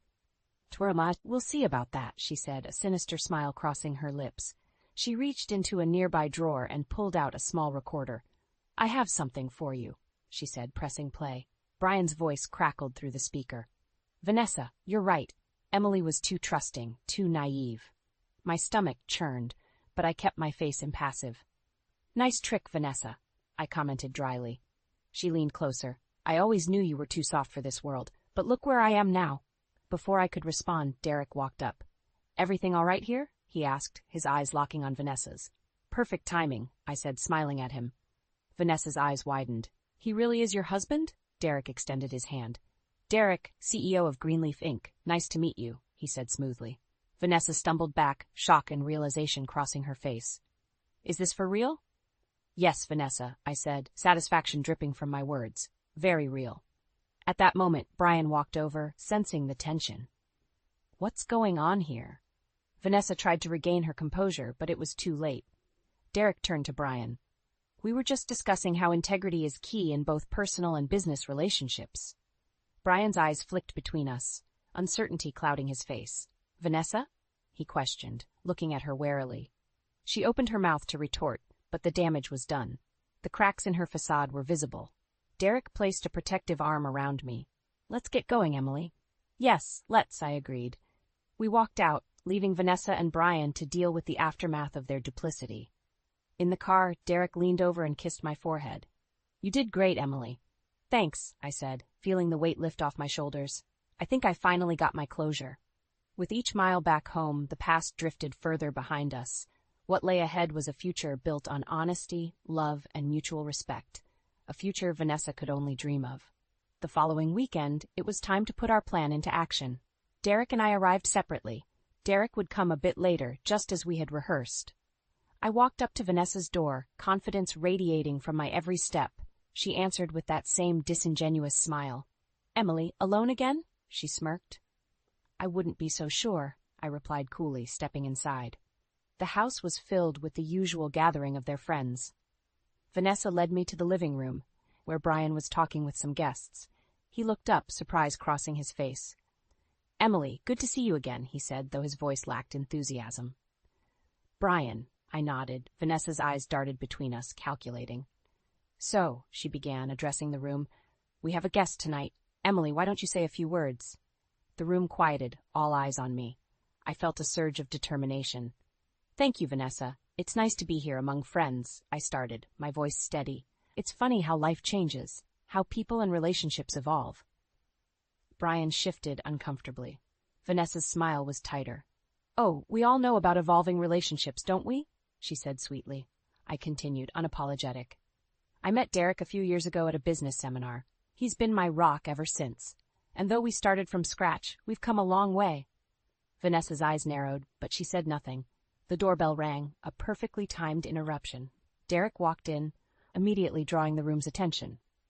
"Apologies, traffic was horrendous," he said, making his way to my side. "Derek, CEO of Greenleaf Inc. Nice to finally meet everyone," he added, shaking hands with a few guests. Vanessa's eyes widened in recognition, but she quickly composed herself. "Looks like you weren't lying, Emily," she chuckled, although her eyes betrayed her. The evening continued, and it wasn't long before Vanessa beckoned me to follow her into the study. I glanced at Derek, who nodded slightly. It was time. "Emily, let's have a private chat," she suggested, a hint of malice in her tone. I followed her, entering the cluttered room filled with awards and framed photos. Vanessa shut the door behind us. "So enjoy playing house with your rich husband?" she sneered. "You seem awfully interested in my life, Vanessa," I replied calmly. "Maybe a bit too interested." She walked to a drawer, pulling out the same recorder. "Remember this?" she asked, pressing play, but there was nothing. Her face paled. "What did you do?" "The real question is, what have you done, Vanessa?" I said. Just then, Derek walked in. "Sorry to intrude, but I couldn't help overhearing," he said, stepping beside me. "Vanessa, how many secrets do you have stuffed away in that drawer?" Her face contorted with rage. "You think you can waltz in and disrupt my life?" Derek remained calm. "Your life was built on lies. Time for them to come crashing down." He pulled out his phone, playing a recording where Vanessa was heard whispering multiple indiscretions to different men. It was all laid bare. Vanessa's facade crumbled. "You're destroying me," she hissed. "No, Vanessa, you did that to yourself," I replied, the weight of past betrayals lifting. Brian burst into the room, hearing the tail end of our confrontation. "What is going on?" he demanded. Derek turned to him. "Your wife's been deceiving you far more than you know, Brian." Brian looked at Vanessa, realization and hurt crossing his face. "Is it true?" he asked, voice breaking. Vanessa whimpered, tears streaming down her face. "Brian, I can explain." "Don't. I've heard enough," he interrupted, storming out. Derek took my hand, guiding me out of the study. The guests stood in awkward silence as we made our exit. Outside, Derek turned to me, his eyes full of pride. "You did it, Emily. You faced her." I smiled, a sense of liberation washing over me. We did it together. As we drove away, I couldn't help but feel a tremendous sense of closure. Vanessa's true nature had been exposed, and I was free, ready to embrace the future with Derek, leaving the past well and truly behind. As we left Vanessa's house, the satisfaction of exposing her deceit filled me with a sense of relief. Derek drove us home in silence, his hand firmly holding mine. The weight of the past few months was slowly lifting. The next morning, I received a call from an unknown number. "Emily, it's Brian," the voice on the other end said, sounding defeated. "What do you want, Brian?" I asked, trying to keep my tone neutral. I needed to talk." "Can we meet?" he asked, desperation evident in his voice. "All right, the Red Maple Cafe in an hour," I replied before hanging up. When I arrived, Brian was already seated, looking disheveled and worn out. I sat down across from him. "So what's this about?" I asked. "Vanessa and I had a massive fight last night after you left. She's been lying to me about so many things, affairs, money, everything," he said, rubbing his temples. "She's never been honest, Brian. You chose to ignore the signs," I stated simply. "I know," he admitted, tears welling up in his eyes. "I don't know what to do, Emily. My life is falling apart." I looked at him, feeling a mix of pity and frustration. "Brian, the truth is, you let this happen. Vanessa manipulated you because you allowed her. Now you have to decide if you want to change things." He nodded, taking in my words. "I've been such a fool." "Yes," I agreed, "but it's not too late to start over. You need to find your own path, away from Vanessa." Brian took a deep breath. "You're right. I'm filing for divorce. I need to rediscover who I am without her." "Good luck, Brian," I said sincerely, standing up to leave. As I walked out of the cafe, I felt a sense of closure with Brian. It was time to focus on myself and my future with Derek. Later that evening, Derek and I were sitting in our living rooms working on some documents for our company. The atmosphere was peaceful, a sharp contrast to the chaos we'd recently faced. "Emily, I got an email from our biggest investor. They want to meet us to discuss expanding our project," Derek said, excitement in his voice. That's amazing news, I replied, sharing his enthusiasm. We've come so far together, Derek said, taking my hand. I couldn't have done it without you. And I couldn't have faced my past without you, I replied, squeezing his hand. The following week, Vanessa's dirty laundry was aired publicly.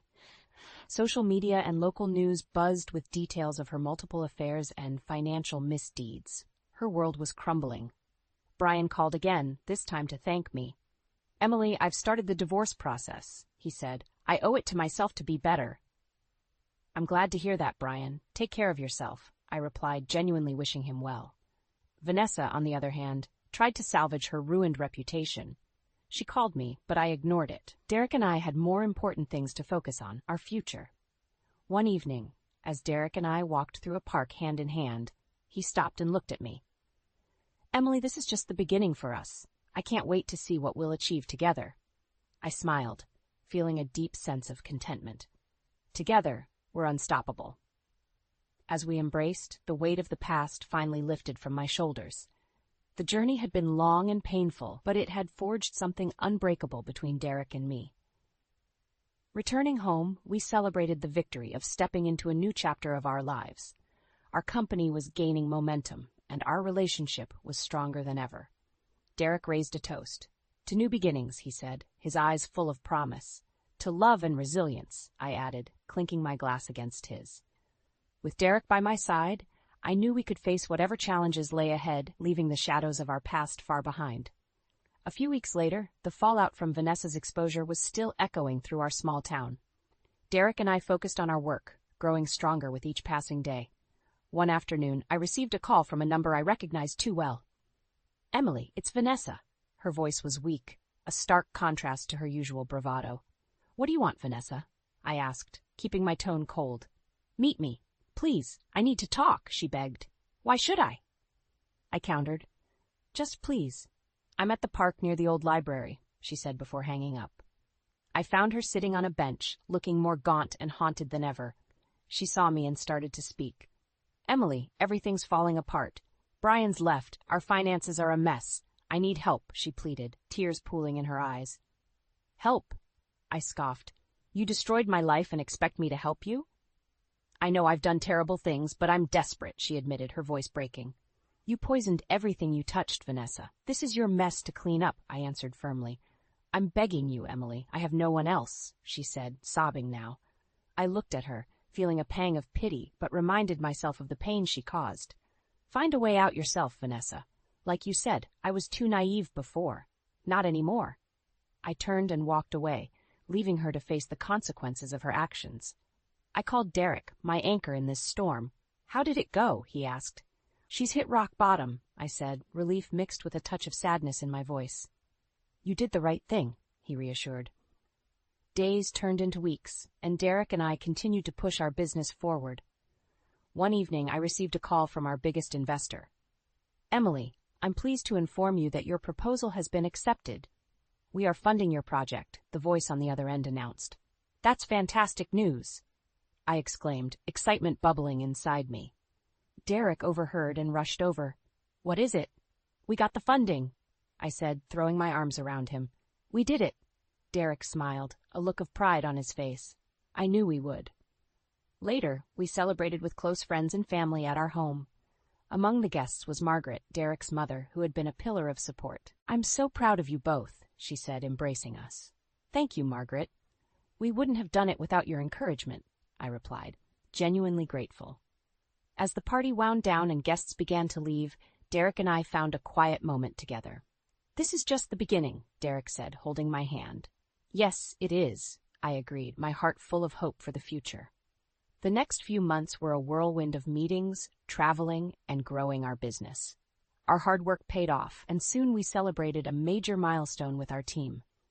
To success, Derek toasted, and to the incredible journey ahead, I added, clinking my glass with his. In the midst of all this, news of Vanessa continued to circulate. She lost her job, her house, and eventually left town in disgrace. The last I heard, she moved back in with her parents, a far cry from the life she once flaunted.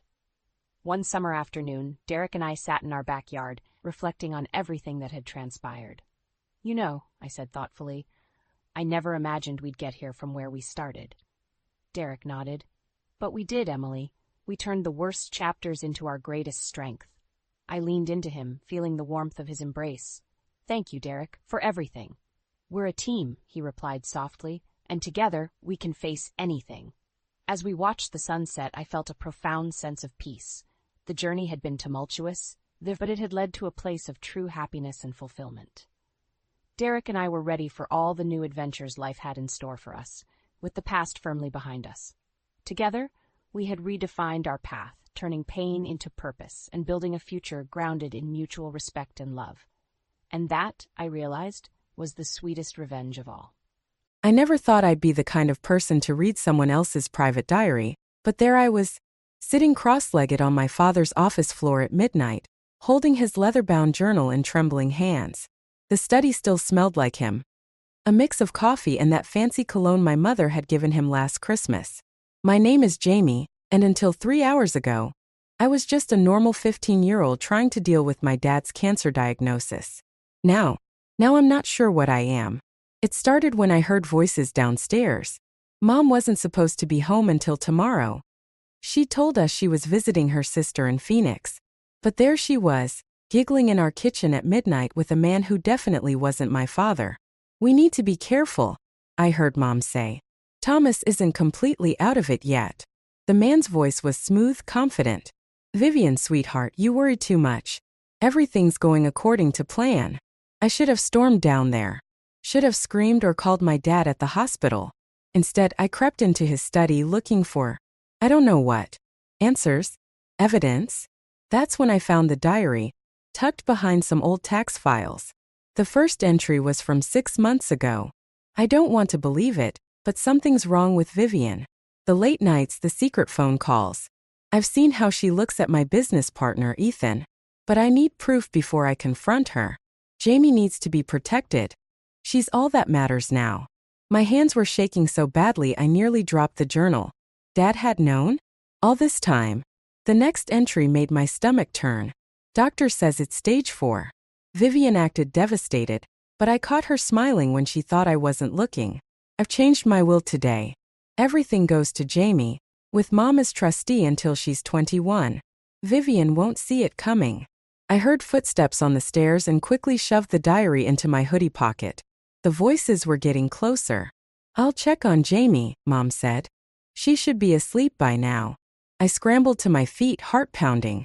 There was no time to return the diary to its hiding place.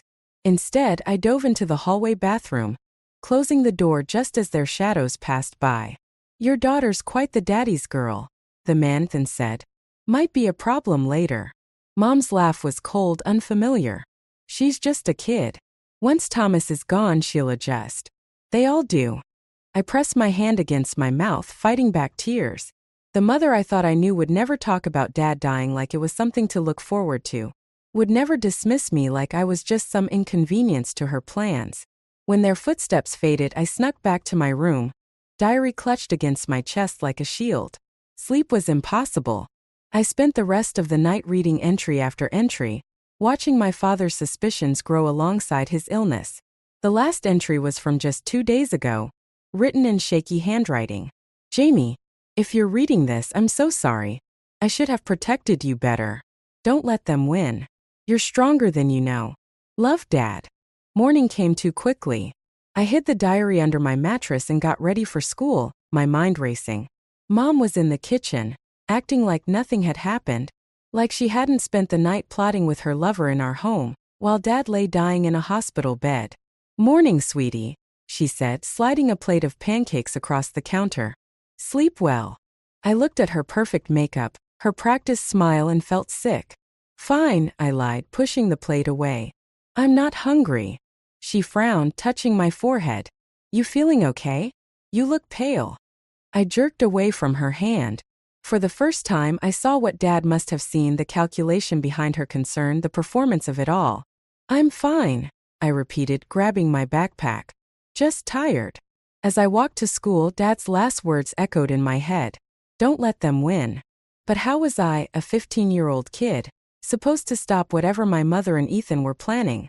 I didn't know yet. But I was about to find out. The hospital always smelled like despair mixed with hand sanitizer.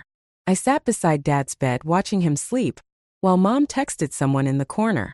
Probably Ethan. My stomach churned every time her phone lit up with a new message. "I'm going to get coffee," Mom announced, not even looking up from her screen. "Want anything, Jamie?" I shook my head, keeping my eyes on Dad. The moment she left, I pulled out my phone and started recording just in case. Dad had taught me to always document everything in business. "Trust but verify," he'd say. Now I was using his lessons against the people trying to hurt him. His eyes fluttered open. "Hey, kiddo." His voice was weaker than yesterday, but his smile was the same. "Where's your mother?" "Coffee run." I squeezed his hand. "How are you feeling?" Like I could run a marathon. He tried to laugh but ended up coughing instead. When he caught his breath, he looked at me with worried eyes. "Jamie, there's something we need to talk about." The door opened and Mom swept in with her coffee. Dad immediately went quiet, and I felt the weight of unspoken words hanging between us. "Thomas, darling, Ethan called about the Peterson contract," Mom said, settling into her chair. "He needs your signature on some documents." Dad's face hardened. "Tell Ethan nothing gets signed until I review everything personally." "But honey, he says it's urgent." "No signatures," Dad repeated firmly. I watched Mom's perfectly manicured fingers tighten around her coffee cup. For a split second, her mask slipped, and I saw raw anger flash across her face. The tension was broken by a knock at the door. Grandma Margaret walked in, bringing with her the smell of fresh-baked cookies and normalcy. "Well, this is a gloomy bunch," she announced, setting down her purse. "Thomas, you look terrible. Vivian, that shade of lipstick doesn't suit you at all." I had to hide my smile. Grandma Margaret had never bothered with social niceties, especially when it came to Mom. "Margaret," Mom said through gritted teeth. "What a surprise." "Shouldn't be. I'm here every Tuesday." Grandma turned to me. "Jamie, dear, help me get some ice for your father." In the hallway, Grandma grabbed my arm. "Something's wrong. I can see it in your face." I hesitated, then pulled her into an empty waiting room. "I found Dad's diary," I whispered, quickly explaining everything I'd discovered. Grandma's face grew darker with each word. When I finished, she was silent for a long moment. "I always knew that woman would bring trouble," she finally said. "But this..." She squeezed my hand. "We need proof, Jamie. Real proof." "I've been recording everything," I admitted. "But it's not enough." "No, it's not." She glanced toward the door. "Your mother's planning something with that snake Ethan. Those documents she mentioned, I bet they're not what they seem." Before I could respond, we heard Mom's heels clicking down the hallway. "Jamie? Margaret? Where did you go?" "Remember," Grandma whispered quickly, "your father built that company from nothing. Don't let them steal it." When we returned with the ice, Mom was on the phone again, speaking in hushed tones. She quickly hung up when she saw us. "Everything okay?" I asked innocently. "Of course, sweetie." Her smile didn't reach her eyes. "Just business." That night I couldn't sleep. I kept thinking about those documents Mom wanted Dad to sign. Around midnight, I heard her car start up. Through my window, I watched her drive away, heading to Ethan's, no doubt. I grabbed my phone and called Riley, my best friend since third grade. She answered on the first ring. "Your mom just left again?" she asked without preamble. "Yeah. Riley, I need a favor." "A big one. Does it involve breaking and entering?" "Maybe just a little entering. Mom's office isn't technically locked." "I'll be there in 10 minutes, Riley said. "And Jamie? We're going to catch them. Whatever they're planning, they won't get away with it." As I waited for Riley, I pulled out Dad's diary and read his last entry again. "Don't let them win." "Well, Dad, I thought tonight we start fighting back." Little did I know what we'd find in Mom's office would change everything. Riley's flashlight beam swept across Mom's office as we crept inside. The house felt different at night, like it was holding its breath, waiting to catch us. "Your mom's organizational skills are scary," Riley whispered, pointing at the meticulously labeled files on the desk. "Who color codes their folders?" "Someone with secrets to hide," I muttered, pulling open the bottom drawer. My hands were shaking so badly I almost dropped my phone, which I'd set to record everything. Just in case. That's when we found it. A thick manila envelope marked Peterson contract, hidden beneath some tax forms. Inside were documents that made my blood run cold. Transfer of ownership papers for Dad's company, all prepared and waiting for his signature. Look at the fine print, Riley said, pointing to a clause near the bottom. If he signs this, he's basically giving everything to Ethan. Before I could respond, headlights swept across the windows. Mom was home early. Hide, I hissed, shoving the papers back into the drawer. We barely made it into the coat closet when the front door opened. But Mom wasn't alone. The papers are ready, Ethan's voice drifted in. We just need Thomas to sign them before he's too far gone to understand what he's signing. Mom's laugh was brittle. The doctors say it could be any day now. Vivian, darling, you're sure about this? Once it's done. I've spent 15 years playing the perfect wife, the devoted mother. I deserve something for my trouble. My chest felt tight. 15 years. I was 15. She'd been planning this since I was born? And what about Jamie? Ethan asked. She'll be fine. Children are resilient. Besides, once we have control of the company, we can send her to some boarding school overseas. She's too much like Thomas. Always watching, always suspicious. Riley grabbed my arm, probably worried I burst out of the closet right then. But I stayed frozen, recording every word as Mom and Ethan discussed their plans to dismantle my father's life's work. Finally, they left for the bedroom upstairs. Riley and I slipped out, but in my hurry, I knocked over an umbrella stand. The crash seemed to echo through the house. Jamie, Mom called down. Is that you? Sorry. Called back thinking fast. Just getting some water. Everything okay down there? Fine. Go back to sleep. I grabbed Riley's hand and we ran. Once we were safely in my room, Riley turned to me. Jamie, this is huge. We have to tell someone. Who? The police? They can't do anything. Dad hasn't signed anything yet. I played back the recording, my mother's cold words making me feel sick all over again. But Grandma Margaret was right. We need more proof. What are you thinking? I pulled out Dad's diary. Mom and Ethan are meeting their lawyer tomorrow at the Silver Spoon Cafe. Dad wrote about it here. He had someone following them. You want to spy on them? In public? No, I said slowly. I want to do something better. I showed her the cafe's website on my phone. They're hiring servers for the breakfast shift. Riley's eyes widened. Jamie, no. That's crazy. Crazy enough to work. You said your cousin manages the place, right? Yeah, but... Then call her.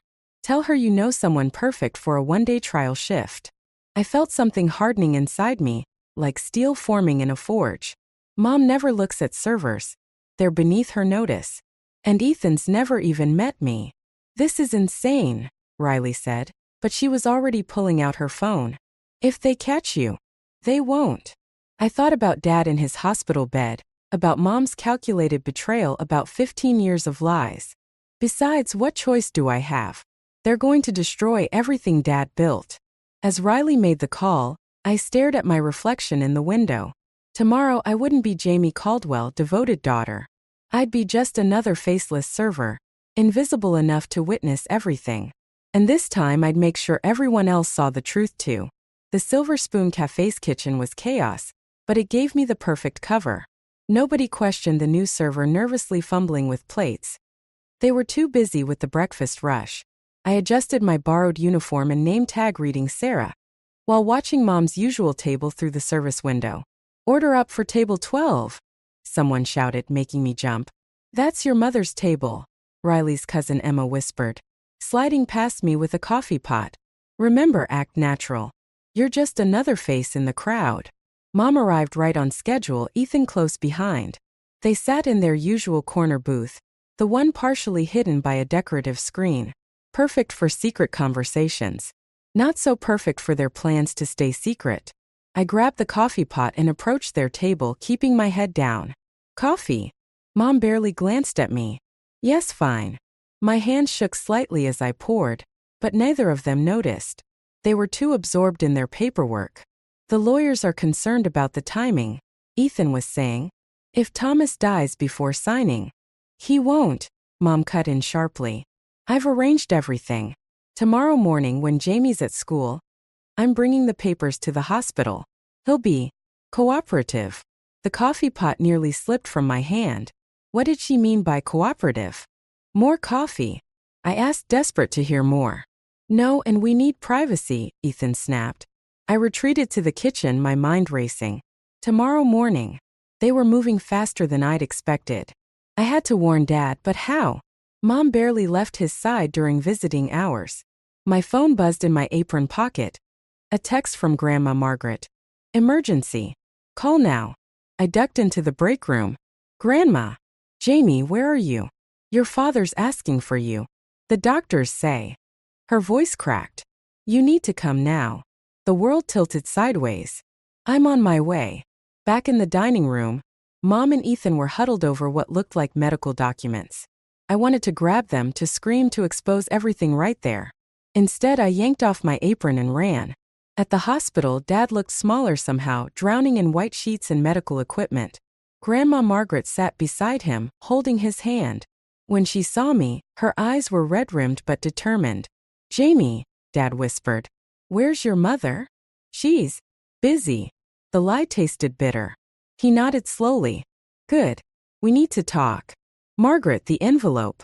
Grandma pulled out a thick manila envelope from her bag. Are you sure about this, Thomas? Show her. Inside were documents, lots of them. But these weren't like the ones Mom and Ethan had. These were different. Proof of shell companies, fake accounts, years of systematic theft from Dad's business. All traced back to Ethan. Your mother thinks she's so clever, Dad said, his voice stronger now. But I've known about Ethan's schemes for months. Been gathering evidence, building a case. Why didn't you say anything? I asked. Because, Grandma Margaret cut in, we needed them to show their hand, to prove what they were planning. And now we have it, I said, pulling out my phone and playing the recording from the cafe. Dad's eyes widened as he listened. When it finished, he reached for my hand. You're so much braver than I was, Jamie. I should have confronted them years ago. It's not too late, I started, but a commotion in the hallway cut me off. I don't care about visiting hours. Mom's voice carried through the door. That's my husband. Dad squeezed my hand. Hide these, he whispered, pushing the envelope toward me. And Jamie? Whatever happens next, remember. The truth always comes out. I barely had time to stuff the envelope into my backpack before Mom burst in. Ethan right behind her. She froze when she saw us all there. Her carefully applied makeup not quite hiding her shock. Family meeting? She asked, trying to smile. How lovely. But her eyes were fixed on Dad's hand, still clasped in mine, and for the first time, I saw real fear in my mother's face. The machine started screaming at 3:47 a.m. I know because I was watching the clock, counting minutes while Dad slept, when suddenly everything went wrong. Code Blue, room 415, blared over the speakers. Doctors rushed in, shoving me aside. Mom wasn't there. She'd left hours ago with Ethan, claiming exhaustion. Only Grandma Margaret and I had stayed, keeping our vigil. Jamie, Dad had whispered earlier between labored breaths. The safe. Behind the painting in my office. Remember the combination. Your wedding anniversary, I'd answered automatically. He'd smiled weakly. No. Your birthday. It's always been your birthday. Now, watching the doctor's work, those words echoed in my head. The safe. Whatever was in there, he wanted me to find it before Mom did. Clear. Someone shouted. Dad's body jerked. Grandma Margaret pulled me close, her arms steel bands around my shoulders. Look at me, not at them, she ordered. Whatever happens next, we stick to the plan. The monitor's steady tone turned into peaks and valleys again. The doctors stepped back, talking in low voices about stabilization and time running out. My phone buzzed, a text from Riley. Your mom just left her house. With suitcases. The floor seemed to tilt beneath my feet. Grandma, I whispered, showing her the message. Her face hardened. Go. I'll stay with your father. Whatever's in that safe, we can't let them get to it first. I ran. The hospital corridors blurred past, my footsteps echoing in the pre-dawn emptiness. Outside, Riley was waiting in her sister's borrowed car. Mom's heading to the house, she said as I jumped in. Ethan's car is behind her. We beat them there by minutes. The house was dark and silent as I fumbled with my key. Up the stairs, down the hall, into Dad's office. Every shadow seemed to reach for us. Hurry, Riley whispered, watching the street. The painting was heavy, but we managed to move it. My fingers trembled as I spun the dial. My birthday, 0-7-2-5. The safe clicked open just as headlights swept across the windows. Inside was a single USB drive and a letter addressed to me. I shoved both into my pocket as car doors slammed outside. Jamie. Mom's voice carried up from downstairs. Why are the lights on? Riley grabbed my arm. Back door. Now. We made it halfway down the back stairs when the office light flicked on above us. Mom's gasp was audible even from here. The safe, she hissed. Ethan, it's open. We ran. Through the kitchen, past the garage, into the pre-dawn darkness. Behind us, I heard Mom shouting my name, her voice cracking with something that might have been fear or rage. My phone rang. Grandma Margaret. Jamie, where are you? Got it. I gasped, still running. Whatever it is, I got it. Come back to the hospital. Now. Her voice changed. Your father. He's asking for you. It's time. The world stopped spinning. Riley must have seen something in my face because she was already turning the car around, heading back to the hospital. We made it in time. Barely. Did you get it? Dad whispered when I reached his side. I squeezed his hand. Yes. Good girl. His eyes drifted to the door where Mom stood, breathless from chasing us. Vivian. Perfect timing. Always were good at that. Thomas. Mom started, but he cut her off. I know about the contracts, Vivian. About Ethan. About everything. Each word seemed to cost him, but he kept going. Jamie knows too. And soon everyone will. Mom's perfectly composed face cracked. Thomas, please. The monitor started screaming again. This time, when the doctors rushed in, they didn't make us leave. Maybe they knew. Maybe they saw in Dad's eyes what we all saw. That this time was different. He squeezed my hand one last time. Remember, he whispered. The truth always comes out. I finished for him. He smiled. And then he was gone. In the chaos that followed, I felt the USB drive pressing against my hip, heavy with secrets. Mom stood frozen in the doorway, mascara tracking down her cheeks, looking lost for the first time in my life.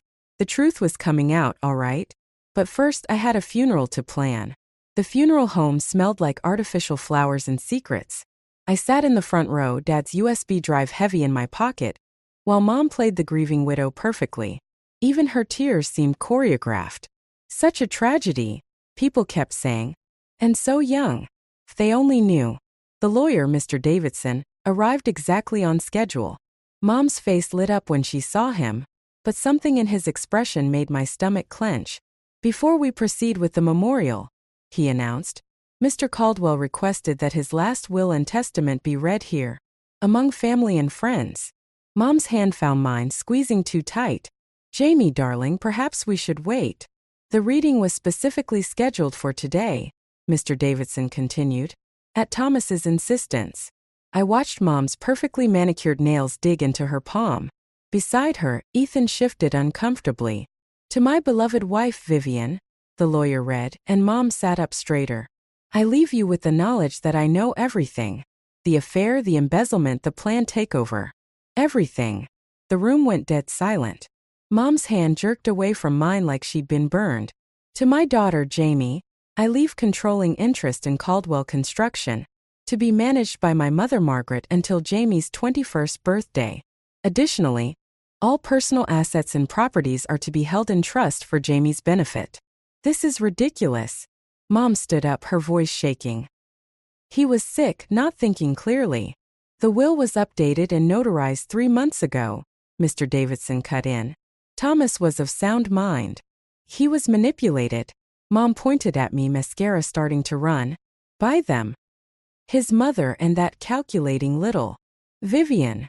Grandma Margaret's voice cracked like a whip. Think very carefully about your next words. That's when I pulled out the USB drive. Dad left something else too. Mom's face went white. Jamie, wait. I handed it to Mr. Davidson, who plugged it into his laptop. The projector screen at the front of the room, meant for a photo tribute, flickered to life. Security camera footage filled the screen. Mom and Ethan in Dad's office late at night rifling through files. Bank statements showing systematic theft. Recordings from the cafe, from the hospital, all of it playing out in high definition. "Turn it off," Mom whispered. "Why?" My voice shook. "Isn't this what you wanted? For everyone to see the truth. You don't understand." "I understand perfectly. You never loved him. Any of it. It was all just a game to you." Ethan stood up, straightening his tie. "This is all very dramatic, but these videos prove nothing illegal. Actually," a new voice cut in, "they prove quite a bit." Two men in suits stepped forward from the back of the room. "Police detectives," I realized. Dad had thought of everything. "Vivian Caldwell and Ethan Grant," one said. "We'd like you to come with us to answer some questions about financial fraud and conspiracy." What happened next seemed to play out in slow motion. Mom lunging for the laptop, Ethan making a break for the door, the detectives moving in, and me standing there watching my family implode in front of everyone we knew. "Jamie," Mom called as they led her away, "please, I can explain everything." But I turned away, her words hitting my back like stones. Later, after the chaos died down and most people had left, I sat alone in the empty funeral home. The photo tribute now played as intended. Images of Dad through the years. Always smiling, always strong. "You did the right thing," Grandma Margaret said, sitting beside me. "Then why does it feel so awful?" "Because you're not like them. You still care." I watched Dad's face smiling down at us. "What happens now?" "Now." She squeezed my hand. "Now we rebuild. Together." But as we left the funeral home, I couldn't shake the feeling that this wasn't over. Mom's last look hadn't been one of defeat. It had been a promise. And I had a feeling I knew exactly what she was promising. The police station's interview room felt smaller with each passing hour. Mom sat across from me, her orange jumpsuit a jarring contrast to her usual designer clothes. 2 weeks in jail had stripped away her perfect makeup and manicure, but somehow she looked more dangerous, not less. "You really think you've won, don't you?" She smiled, but it didn't reach her eyes. "My clever, righteous daughter. This isn't about winning." I placed Dad's diary on the table between us. "It's about the truth." "The truth." She laughed. "You want the truth? Your father trapped me. Married me when I was barely older than you are now. Did you ever wonder why?" My hands clenched under the table. "Don't." "Because I was pregnant. With a baby that wasn't his." Her words hit like slaps. "But I lost it. And by then I was stuck." He knew what he was doing, Jamie. The perfect businessman. Always in control. The detective behind the two-way mirror had warned me about this. How she'd try to manipulate me, twist everything around. But knowing it was coming didn't make it hurt less. So that justifies stealing from him? Planning to take everything while he was dying.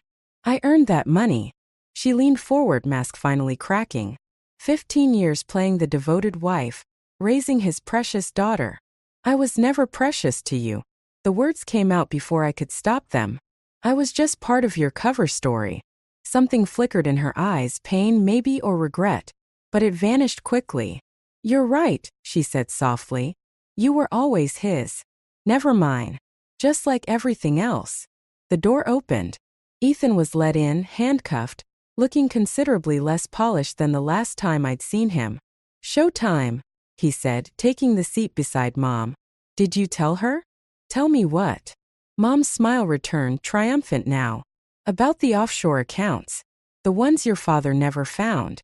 The ones with your name on them." My blood ran cold. "You're lying." "Am I?" She slid a paper across the table. "Check the dates. Those accounts were created the day you were born. Your father wasn't the only one making plans." I stared at the document, recognition hitting hard. The account numbers matched ones I'd seen in Dad's files, the ones he'd been investigating before he died. "Why are you showing me this?" "Because," Ethan said, "those accounts are still active, and the statute of limitations on reporting them expires in 48 hours. Mom reached across the table, her fingers brushing mine. I jerked away. "You have a choice, Jamie. Turn in those accounts and you'll implicate yourself in tax fraud. Stay quiet and well. She shrugged. Let's just say there's enough there for college. Maybe even that art school you always wanted. The room seemed to spin. Dad's voice echoed in my head. The truth always comes out. I stood up, chair scraping loud against the floor. Detective Carter? I called. The door opened. The detective entered, followed by Mr. Davidson and another man I didn't recognize. Did you get all that? I asked. Mom's face went slack as Carter nodded, holding up a recording device. Conspiracy to commit tax fraud, the unknown man said, adding that to the existing charges. I'm Agent Phillips, IRS Criminal Investigation. You were wearing a wire?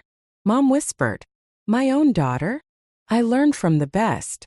I picked up Dad's diary. You taught me all about playing roles, remember?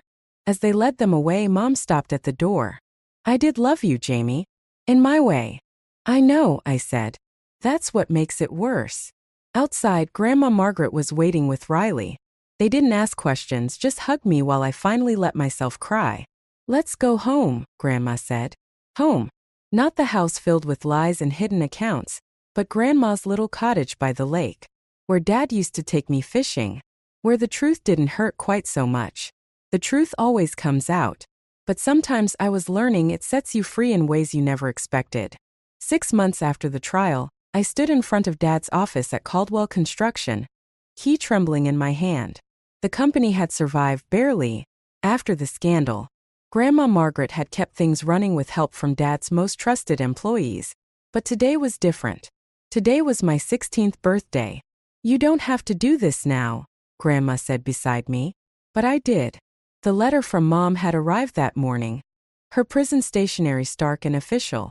I hadn't opened it yet, but its presence in my pocket felt like a burning coal. The office looked exactly as Dad had left it. His coffee mug still sat on the desk, a ring stain beneath it. Family photos lined the walls, moments frozen in time when we'd all pretended to be happy. He kept everything, I murmured, running my fingers over his desk calendar. Even after he knew about Mom, he kept pretending for me. No, Grandma corrected gently. He kept fighting for you. There's a difference. I sat in his chair, the leather still holding the shape of him somehow. The computer hummed to life and I typed in my birthday. The password he'd chosen long before any of this began. A video file popped up immediately. For Jamie's 16th birthday. My throat tightened. Grandma, I'll give you a minute. Dad's face filled the screen, recorded in this very office. He looked tired but determined. Happy birthday, sweetheart. If you're watching this, then everything went according to plan. The truth came out just like I promised. He smiled sadly. But that's not why I made this video. I pressed my hands against the desk, steadying myself. I need you to understand something. Your mother. She wasn't always what she became. There was light in her once, joy. The world just taught her the wrong lessons about survival. He leaned closer to the camera. Don't let it teach you the same ones. The letter in my pocket seemed heavier. You'll have choices to make now. About forgiveness, about trust. About who you want to be. Choose wisely, but choose with your heart, not just your head. His eyes crinkled with that familiar warmth. I love you, Jamie. That's the truest thing I know. The screen went dark. With shaking hands, I opened Mom's letter. Dear Jamie, I won't ask for forgiveness. We both know I haven't earned it. But there's something you should know. The day you were born, your father made me a promise. He said no matter what happened between us, he would make sure you grew up strong enough to face the truth, whatever it might be. He kept his promise. I broke mine. The offshore accounts weren't just insurance policies. They were escape routes. Not just from your father, but from myself. I never used them because deep down I knew. Running away doesn't change who you are. You're stronger than I ever was. Braver too. Don't let my mistakes become your boundaries. Love, even if I showed it wrong. Mom. Riley found me later at the lake behind Grandma's cottage, skipping stones like Dad taught me. You okay? She asked, settling beside me. No, I admitted. But I will be. The next stone skipped 5 times before sinking. Dad's record was 7. I'm keeping the company, I said finally. But I'm changing things. Starting a scholarship program for kids who've lost parents. Maybe a support group. Turning pain into purpose? Something like that. I pulled out Mom's letter. Want to help me write a response? Riley grinned. Always. The sun was setting over the lake, painting everything in shades of gold and promise. Somewhere between the truth coming out and the healing setting in, I'd learned something Dad never got the chance to tell me. Sometimes the strongest choice isn't between forgiveness and justice, but finding the courage to hold both at once. I had time to figure out the rest. After all, I was my father's daughter. And my mother's too, for better or worse. But most importantly, I was finally completely myself.